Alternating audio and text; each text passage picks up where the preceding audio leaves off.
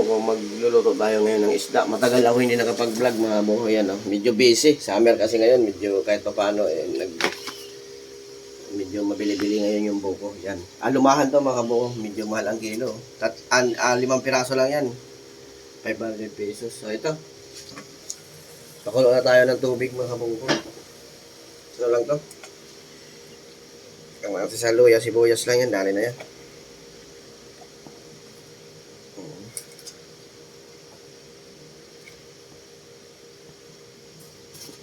Yung kabuko, pag ilalagay ko na yung ibang ingredients. Yun, oh.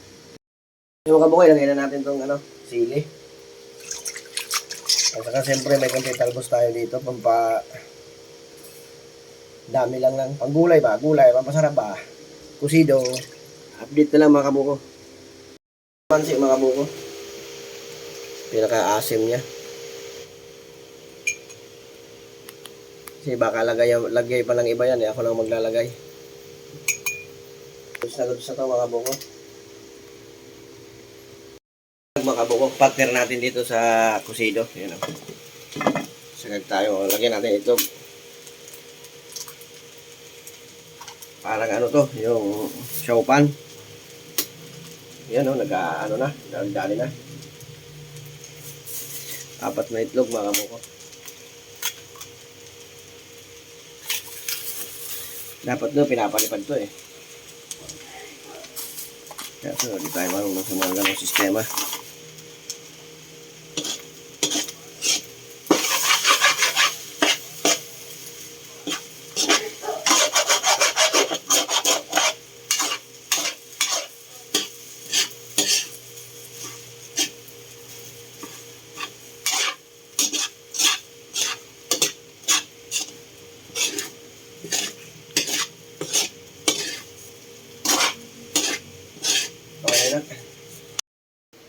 Yeah, for today's video mga kabuko, tikman na natin. Almusal tayo mga kabuko. Meron tayong shawpan. Siyempre may sausawan tayo. Hingmay sa taga Bicol. May kamatis tayo at saka kusido. Tumahan. Ayun. Let's go, kain tayo mga kabuko. Unang subo para sa inyo. Ay, sa akin pala.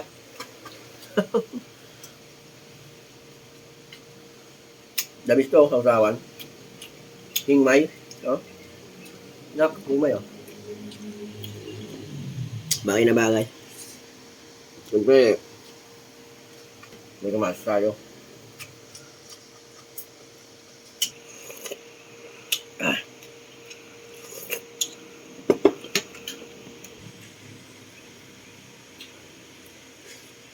Mga kabuko, hanggang dito na ang aking pag-vlog. Kung hindi pa nakasubscribe, pakisubscribe ang aking munting channel, Boss Buko Vlog.